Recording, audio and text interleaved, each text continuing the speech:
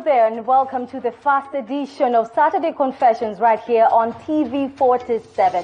This is a show that plans not only to give you stories that will make your jaws drop, but we plan not to hold back, not one bit. My name is Lengare, and tonight, by the way, we have a very special guest in studio. Her story will shock you. She has procured 4 abortions and at some point lost twins. However, let's take a look at some of the stories making headlines today as we move on.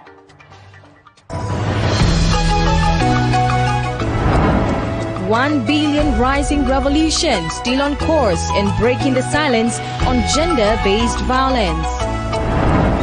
Also, Kenyans cry foul over the upward rise on prices of basic commodities.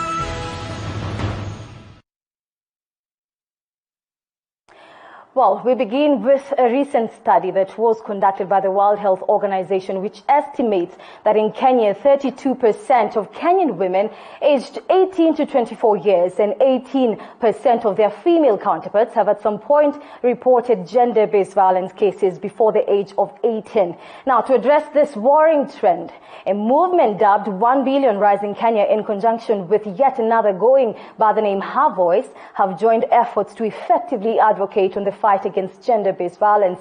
Winnie Maganga has the details. At the AMREF grounds located in Kibra, Nairobi County, we find an ongoing event aimed at shedding light on gender-based violence. Here we find some dressed in t-shirts with slogans that echo their desire to send a call for united efforts against the vice. Today's event is meant to be the beginning of empowering young children to speak up when they witness gender-based violence. Because we want to target 1 billion people rising against gender-based violence. And I think when we use the children and the dances, the creativity, it's easier to stick to people's mind than just saying and speaking about it. We are saying change begins with us. So every day you should, if you see any issue concerning violence towards children, women, it's our responsibility to speak about it. This is a community issue, not an individual issue.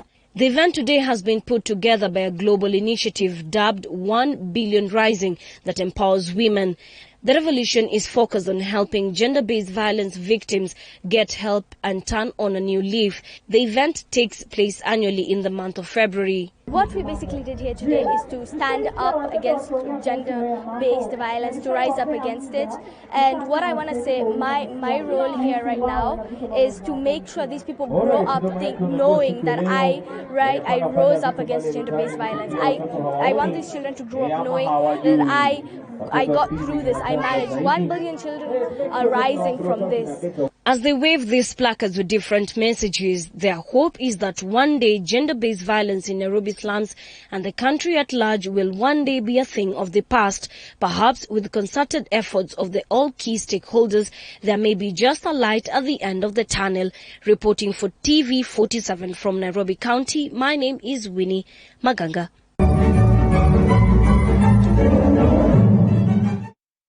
Well, remember to send in your views and comments through our social media platforms on Instagram and, of course, Facebook and Twitter. We go by the name TV47KE. Let us know what you think about tonight's stories and discussion and anything else you'd like us to highlight. Well, moving on, Kenyans are currently going through hard economic times, especially in terms of food shortage, and this even after the government promised food security under the Big Four agenda. Now, further aggravating the situation in the country is that more than 17 counties have been invaded by locusts and crops destroyed. Our reporter Aaron Kipkoech with the details. Food security is one of the Jubilee's government Big Four agenda. But right now, a lot of people are complaining about the food prices. I'm here in Kibra constituency to find out what is happening. Basic commodities such as tomatoes and vegetables are inevitable in a daily menu for almost every Kenyan. Shida ya nyanya iko kabisa kabisa. Kwanza sijawahi sikia nyanya ikiuzwa 20 bob. Saa hii nyanya ile mzuri kizuri sana ndio inauzwa 20. Ile ndogo kabisa ya bei ya chini ni shilingi 10. Yenye imefunjika funjika. The shortage of tomatoes has been witnessed in most of Kenyan local markets. Hata mboga zimekuwa ndogo sana. Juu hii kifungo ilikuwa inauzwa, tulikuwa kama kifungo moja ilikuwa Yaani yenye ilikuwa kifungo moja, saa hii ndio inakatanishwa inakuwa vifungo 2. Imekuwa ndogo kabisa. Cabbage tulikuwa tunanunua na hata 25, saa hii tunanunua na 30. A situation that has given Kenyans in social media a topic of the discussion, and some even making jokes about it. Ya chakula hapo wametudanganya kabisa, kwa sababu vitu zikienda juu kabisa, wanatuumiza. Kama mwananchi wa kawaida ule wa chini, wanatuumiza na mapato yetu ni kidogo sana. So ukiangalia hizo enzi za Moi, utakuta chakula ilikuwa bei ya chini, ukikuwa na pesa kidogo. Hata nilikuanga mdogo, lakini kwa naona mkate utanunua na pesa kidogo sana. Na pia hali ya anga kubadilika, kama mwaka jana mvua ilinyesha kubwa, ikaweza kuaffect vitu fulani kama mimea, kama nyanya na kadhalika. So unapata hata nyanya kwa sasa hivi majirani wenye vibanda wanauza kwa bei ya juu, sababu ni adimu kupatikana. Kwa hivyo imeweza kupanda bei. Unga pia wakati ilishuti zaidi, ikawa watu wanajifinya. Hata mtu akija kuuliza unga, anataka kaunga kadogo kale anaweza ku-afford. Kwa hivyo unapata ukimwambia ya kilo 2 anasema bei iko juu sana na hana hizo pesa. Kwa hivyo kwa ujumla hali ya uchumi imetubana zaidi. Experts say that heavy rains witnessed recently in the past and locust invasion in some parts of the country are some of the reasons causing food insecurity in the country. I will not say there's food shortage, but I will say the shortage that we're seeing at the moment is attributed to heavy rain that we received the last quarter of last year, particularly on veg and in particular tomato. Most of the tomato that we eat in this country is outdoor. It's grown outdoor. And when it's grown outdoor, what happens is that when it rained, we lost a lot of it. Pest and disease control and the control of a tomato crop outdoor in heavy rains is difficult. So what we are experiencing now is the precaution we didn't take properly when it was raining heavily in the last quarter. This is not going to be, tomatoes are not going to be cheap. This is going to continue up to about April. Around about April, end of April, that's when we can see a bit of stability in terms of tomatoes, only if the current orchards are maintained. If not, this is going to persist up to about May, mid-May, for us to be able to see normalcy in the tomato supply chain. Apparently, Kenyans are in the most hard economic situation despite having the backbone of the Big Four agenda right now. But the question is, who is going to save this country from this hard economy? Aaron Kipkoech, TV47 in Kibra constituency, Nairobi County. Well, such a sad situation there in the country. Thank you so much, Aaron, for that report.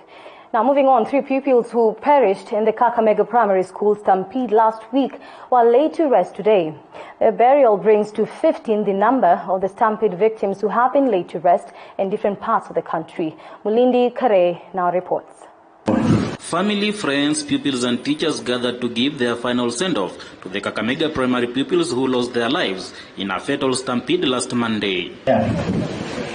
11-year-old Lavenda Kosa was buried at Ikonyero village, Lurambi constituency in Kakamega County. Lavenda amefika, nikamwambia sijamuona. Akaniambia, I'm sorry, watoto wamekufa shuleni. Saizi natoka ni watoto 3 na watoto wamebebwa wengi. Wamewekwa kwenye magari wanaenda Kakamega. So, kama Lavenda hajafika, nimejaribu kumwangalia kwa wale watoto sijamuona. Lakini Lavenda ni kama amekufa mama. Nilishtuka mtoto bona ameniambia. Another burial ceremony for Betha Munywele took place at Esmea village in Navaholo constituency. Almost at the end. Lavenda, class 5 pupil, was eulogized by her parents as a dedicated pupil who carried the future of the family with her. Na mimi kwa kweli nilikuwa nimempenda huyu mtoto hadi nilikuwa nimesema kwa maisha yangu nibaki na mtoto msichana huyo mmoja, hata nikipata wavulana wangapi sitajali, ila tu huyo mmoja. Lakini Mungu alimpenda sana 10-year-old Katharina Law funeral ceremony was held at Aishitwitsi rural home in Butere constituency. Their burial has been completed, even without a comprehensive report from the government on what exactly caused the stampede. Mulindi Kerry, TV47, Kakamega. Well, my director is always making fun in studio and a couple of guys here. But hey, let's now take a short break, but don't go too far. We'll be back shortly with this interview of the day. And of course, it's something you do not want to miss. So stay tuned to TV47.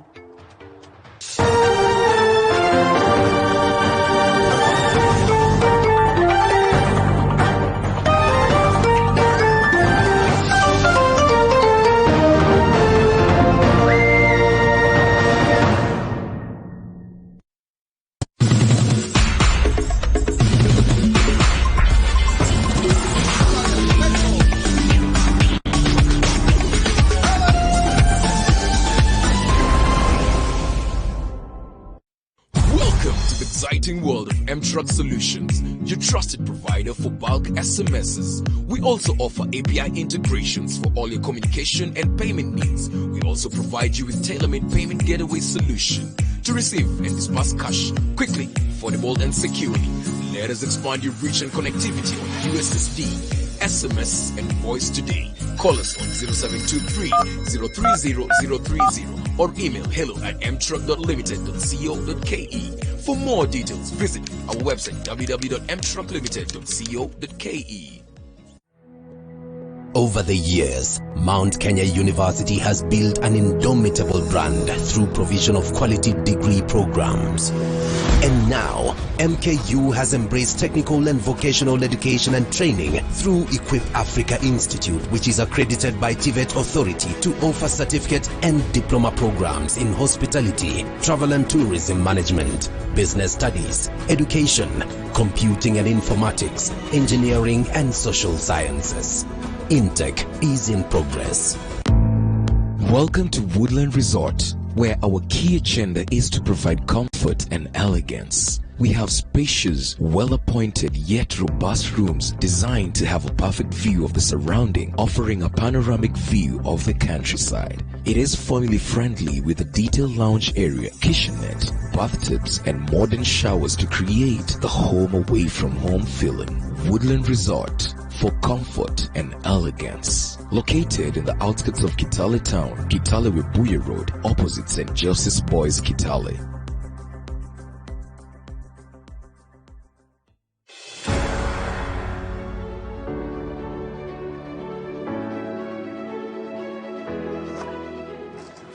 Every week, TV47 Primetime News will bring you current affairs told in a different way. We will keep tabs, by the way, on developing stories and also seek to set the agenda as far as news is concerned. All right, we will endeavor to put light on every spot by asking your questions while holding power to account.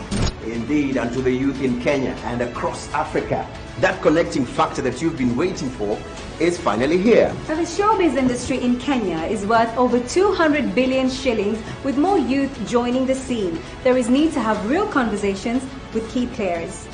Don't forget, we will bring you news that depicts the real living situations of people living within the diaspora. And we go on ground in search of facts. Facts that will help us put your leaders to task in regards to the pledges they made to you.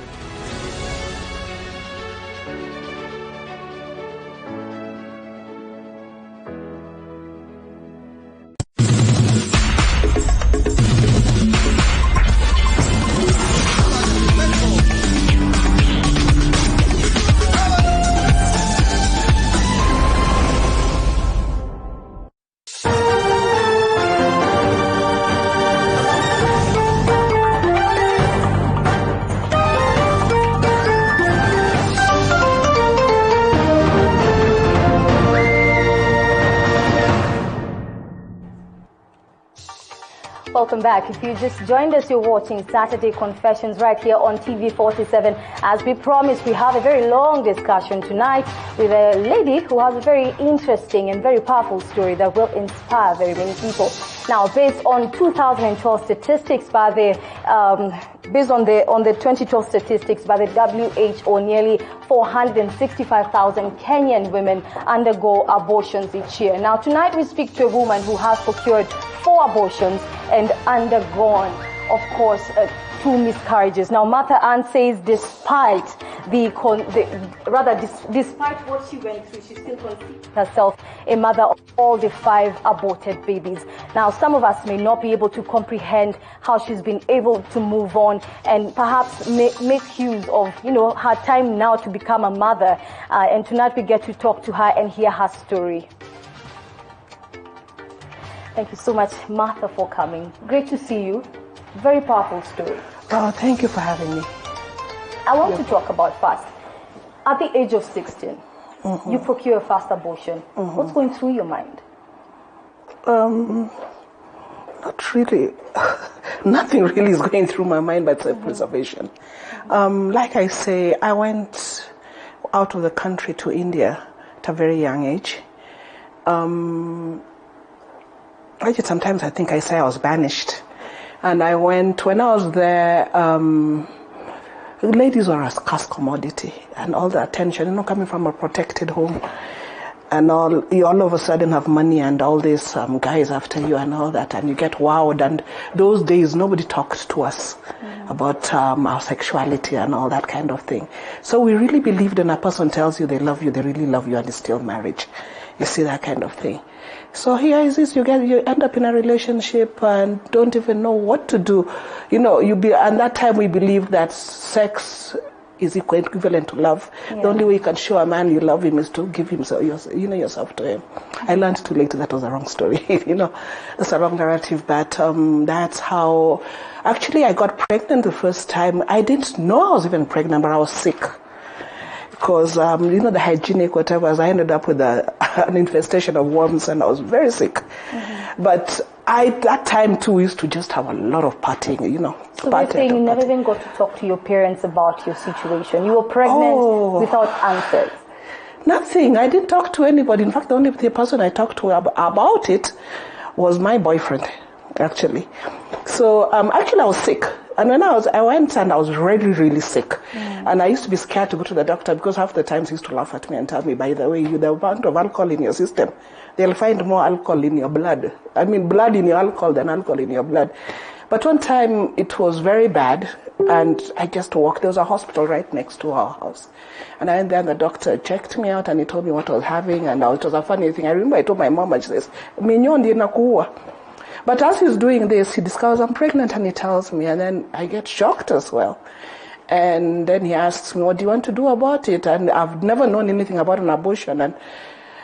And he says, he talks to me that I can decide to get rid of the baby or not. And I go back to, excited. Because all my life I'd always wanted to be a mother. I've always wanted to be a mother. You reach a point where you decide, I'm not keeping the baby. I didn't decide, it was decided for me. By who? I went back, told the guy, he panicked big time. And he gave me all the promises that can never happen and everything. And, when you're pregnant, you're in a crisis, you don't think straight. You don't think straight. So within 2 days, I was back in hospital and I told the guy, do it. And I remember I was put under, I woke up feeling very disoriented and that was the end of it. But like we say, usually the first sin is the toughest part. The toughest. But after you've done it, it gets easier and easier the next time. And even as you mentioned, it gets easier. You have procured 4 abortions. Yes. How have you been able to deal with it? Do you ever deal with guilt? What happened is, what I know, by the time I was having, I had the 4th abortion. And I didn't know it went wrong, actually. And I think they were losing me because there was a panic in the operation theater. And mind you, in India, it's legal. You see, up to a certain extent. So, I told the doctor that was how I was going, and she had been my doctor, she knew me, and she used to lecture me like anything, and she used to tell me, Kenyan girls, you should know abortion is not a family planning method. You should find other ways of doing these things and all that. And then she'd tell me how many girls left their wombs there because of those, just the repeated thing. But I remember when it was happening, I got it to I couldn't breathe, and they told them to stop. So the lady went, Because you know that when me I knew I was pregnant, I told her how long, but they didn't go do Was the it view. the third or the fourth? That's the fourth one. That's the fourth pregnancy. Yeah. No, the third actually, the third. Yeah. So I go there and I'm in thing, and they stop the operation and they send me for an ultrasound and they find out I have twins. But that was the most difficult thing I've ever gone through because, you're in a labor ward, people are giving birth, and you're here. I know they are twins because we were so shocked. There's a friend of mine who was working with me, a roommate of ours, and he kept on asking me, why do you want to kill these babies? So, there's this conflict in me. I want the babies, but also I'm thinking, how am I going to go home? You're always given a stiff thing, come back, because it was known that come back, don't come with 2 degrees, meaning don't come with another baby, with a baby and a degree. By the way, are you saying that all your abortions, you actually had to go to India? No, I was in India studying in India. You were studying in India? Yes, all of them. So you got all the abortions except done one in India? I had in Kenya here. But this time it was when I had those babies, and I saw them. By the way, the twins, it was a boy or a girl. And I remember when it was happening, it was horrendous, honestly, it was horrendous. I've given birth, but that was, I don't know, it was something else. And even there was a very big crisis. I was in a crisis. And what I know that I just told God, I am so sorry, I'll never do this again. And I remember them telling me, that one of saying that they were asking where do you do the fetuses, and said put them in that side room, and what about the placenta? Oh, we'll harvest for this. And that's how I knew actually they harvest blood components from the the placenta. But somewhere along, they all went and left me there in the room over there by myself, and with my thoughts and everything. And I went and I looked at these babies hugging each other, perfectly tiny but perfect babies. Oh, wow. And it was the most horrendous thing that has ever happened to me. But one thing, if you know, our minds sometimes protect us from things can make us crash. I would be very interested to know, yes, Martha, you have procured abortions. Yes. 1, 2, 3 times. Yes. On the 4th one, you have twins. Yes. And you're able to see them, and it's very difficult. So how did you even deal with the reality of the fact that you have taken a life? Actually, what happens is that happened, but after this guy was dogging on me. The first guy was dogging on me. The second guy, the father of the twins, was dogging on me, and I decided nobody can love me. I'm going to have a baby for myself. I always wanted two babies. I kept on getting pregnant because I didn't even know I can go to a doctor to check if I'm still fertile, you see. So the only way I find out if I can get pregnant again.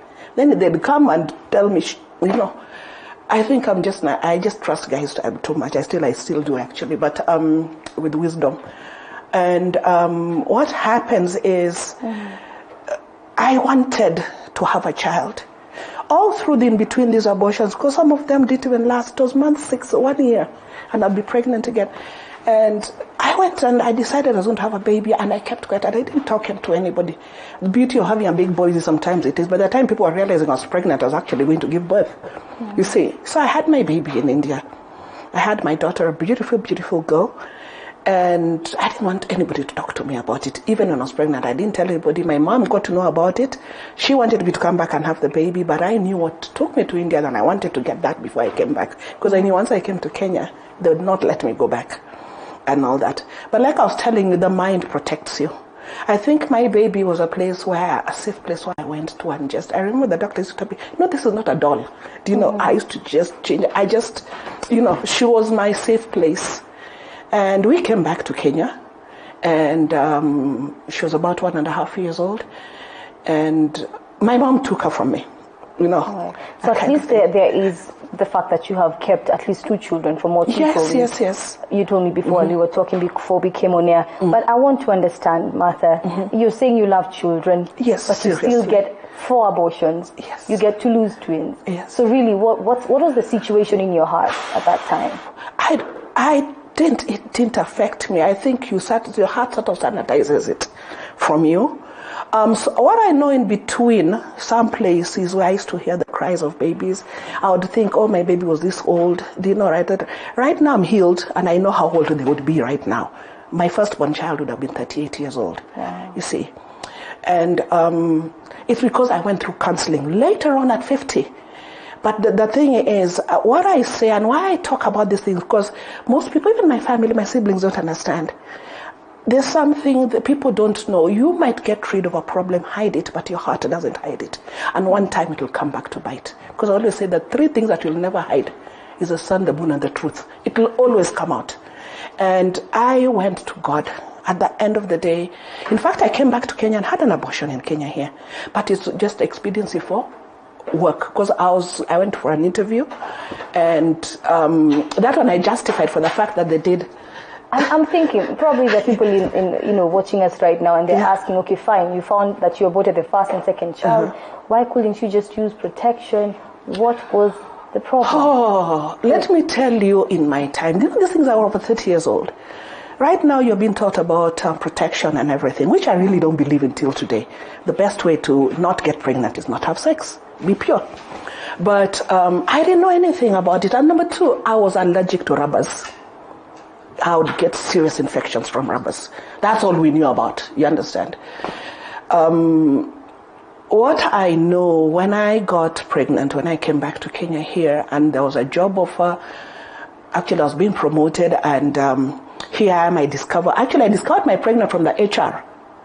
I didn't even know, and that time we've done the full, But Martha, you've been pregnant more than once. Let me tell you. How is it that you do not know that you're pregnant?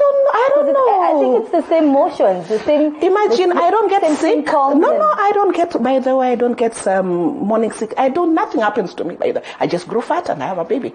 So when this happens and I'm told again, you're told by about, let's say, 12 weeks there. Mm-hmm. 12 weeks there. But I think about it, and I struggle for some time with it. And this time I went and I was told, I went to a doctor, somebody was referring, when you're sitting girls, you'll always get information. Someone tells me, so you go and flash it. If you want to flash it, I'll tell you. And I went, and that's how I went through this. And I remember when the guy who did it was somebody who knew my brother, and I was so embarrassed about it. But it was something I did, and I shut it up. Let me tell you, fast forward, I'm going about my life, doing my job, just getting beautiful commissions and all. But something just doesn't work out. I have a daughter. And then after this abortion in Kenya, I just wanted a baby again. And this time, I got my baby, and that's how I have my son. That's your son now? Yes. All right. Let's just take it back to understanding the underlying issues at the time when you were getting pregnant and going through abortion. Yeah. You have gone through sexual abuse when you were very young. What happened during that time? Okay, what I know is, the mind is very interesting. Things that can come back to you as dreams and they keep on recurring. What happens is I get born again, and there are things that disturb me, and I keep on asking in church, and I would tell them, the ladies will tell me this. And I remember my pastor told me, Martha, that God is a faithful God. Ask him, the Holy Spirit will reveal. I came to revealing when I heard the same person who abused me abused somebody else. And it just opened up. Mm-hmm. You understand? And one thing that when you're abused as a child, it robs your self-esteem. So when anybody tells you you're beautiful, you really believe them and you really want to do everything for them. I still struggle with that till today. That one I can't lie to you. So what was happening? Who was the perpetrator? If you're willing to talk about what I can tell you is be very careful who you let into your houses as relatives. It was a relative. Both of the times it was a relative. When I was abused as a child, and this one I found out, in fact, when I was telling my pastor, he told me, go and ask your parents. I said, I don't think I can go and ask them this. I just felt that I couldn't.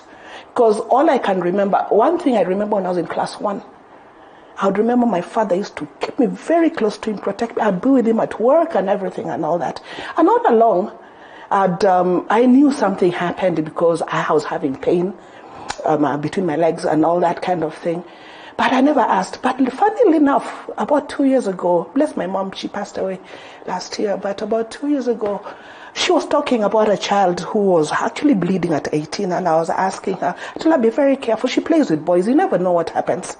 So this relative, what should happen? Is this someone who could come to you? Do you know what? I was saying something about sexual violence. Let me tell you, I never knew why I kept quiet with it. I never knew. I always thought I was a bad girl. You understand?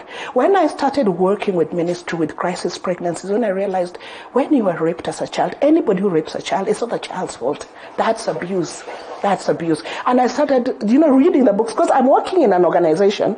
I'm helping make jewelry. I'm doing crafts and vocational things. But I'm listening to what's happening. Now, when this is happening, is when memories triggered back. You see, and I used to feel such a fraud. I'm here. I ended up being the coordinator of this organization. It's a crisis pregnancy rehab with girls who've gone through abortion and all. I would listen to them. And the interesting thing, there would be counselors and they'll tell them all sorts of stories. They'd come and sit with me, you're doing things. They'd open up to me. But I'm sitting down advising them, but you're saying, like a thief advising a thief, And that's how it started triggering back, and everything. My life it was never well with me. Okay. So that's how my boss knew about it, that I had abortion. She kept on telling me you should go for counseling. Sitting in a support group was so difficult because I'm saying they will see me. I'll just hold you on right now, Martha. And when we get back, I really want to understand what exactly happened in childhood. A little bit more detail on perhaps what happened. But guys, everyone who's watching me right now, what I will tell you right now is you can engage us in this conversation tonight. You can write to us through our social media platforms. That's Instagram, Facebook, and Twitter. We go by the name TV47KE. Tell us what you think. If you have a question for Martha, who is also right now working with young people, you can shoot them through. We'll be sure to sample your comments as we proceed. So don't go too far. Saturday Confessions. We'll be back shortly.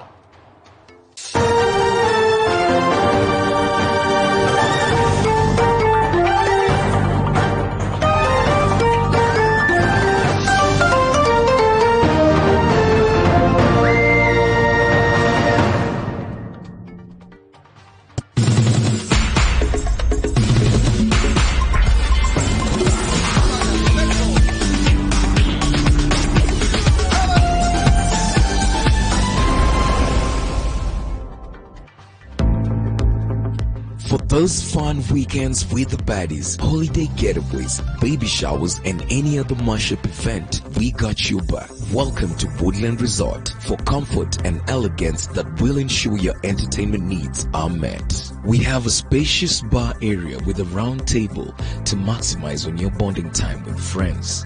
It is stocked with premium, non-premium beers and chilled wines that will get you to cloud nine as you watch your favorite teams battle it out on our well-hinged plasma screens. All this is perfectly crowned and made possible by our caring, always available bartenders to ensure that all your needs are catered for. We can't wait to host you at Woodland Resort. Woodland Resort for comfort and elegance. Located in the outskirts of Kitale Town, Kitale Webuye Road, opposite St. Joseph's Boys Kitale. No one's coming to save your ass now. My partner's an ex-Marine. That's the first noise a 357 makes. Want to hang around for the second? Is back. Ready or not! The X-Man coming. It's time! The Marine 5 Battleground.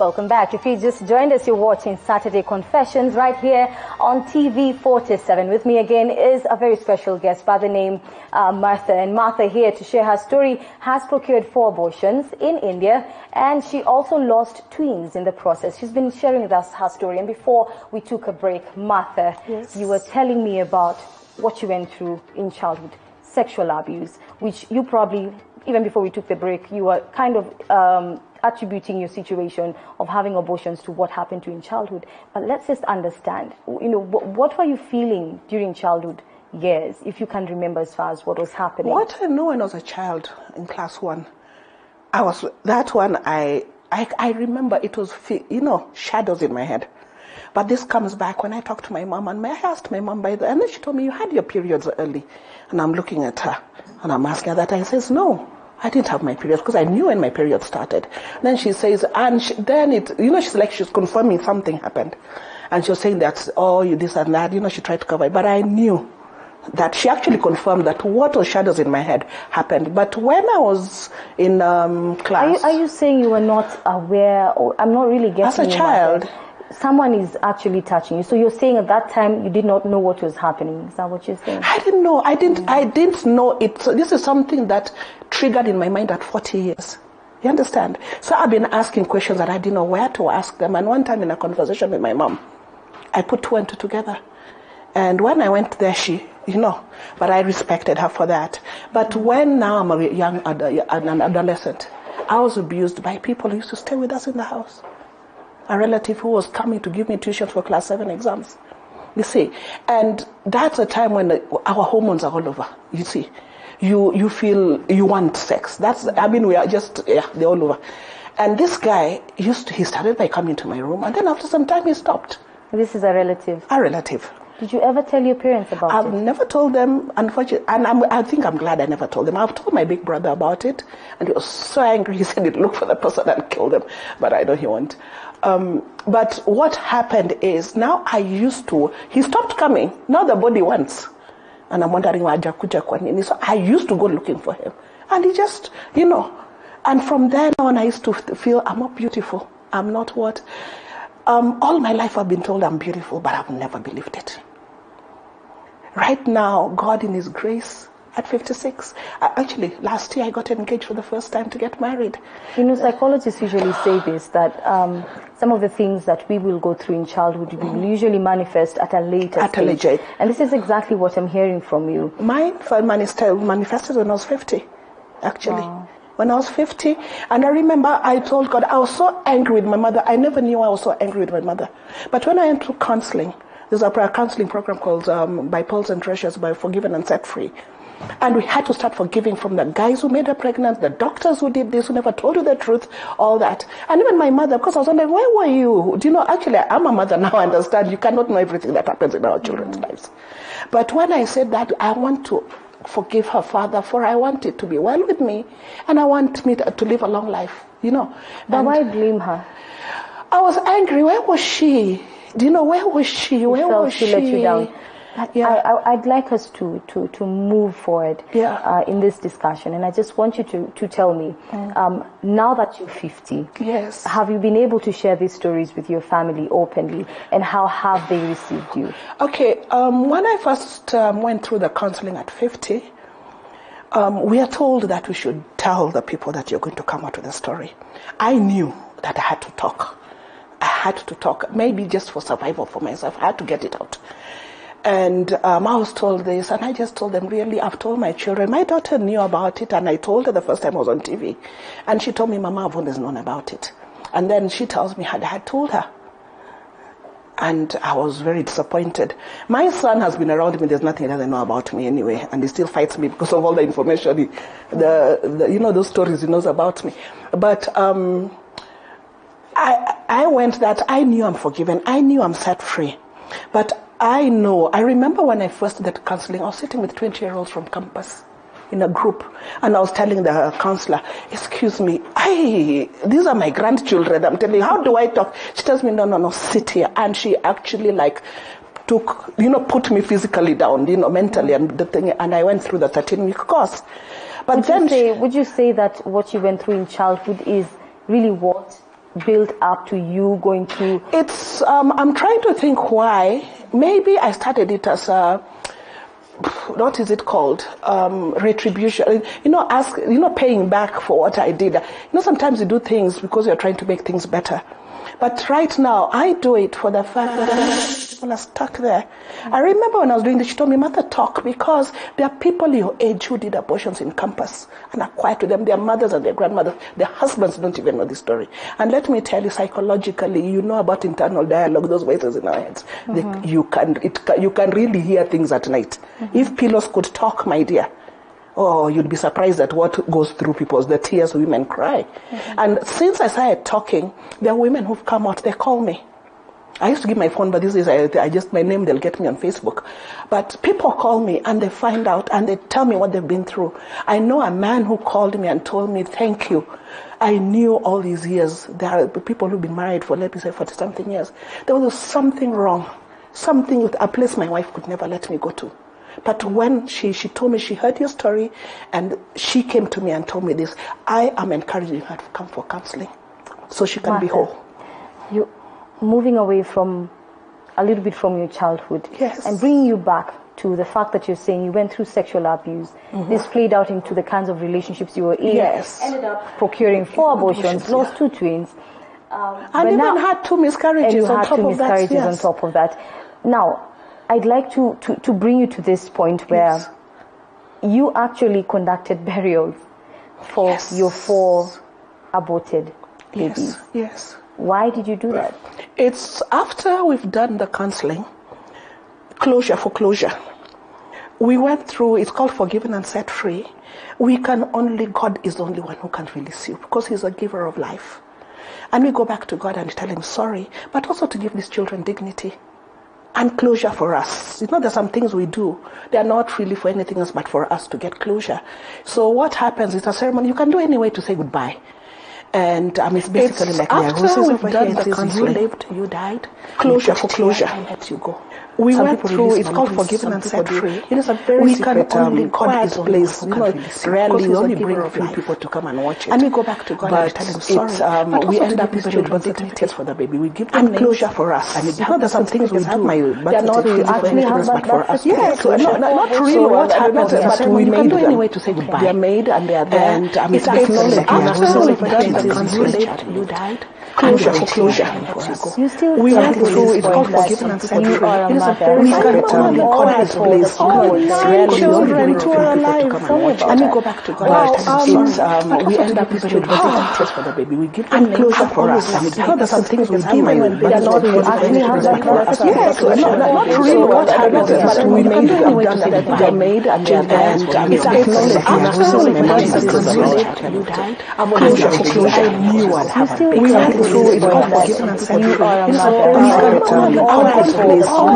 Rarely children who are alive.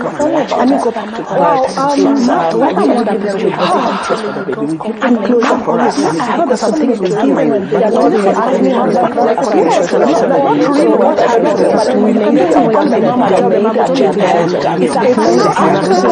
it's immeasurable. Closure for closure. I knew I was happy. We went through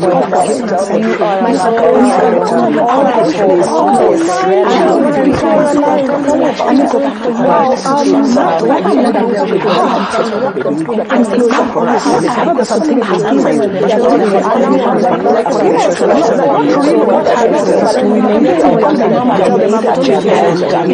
My son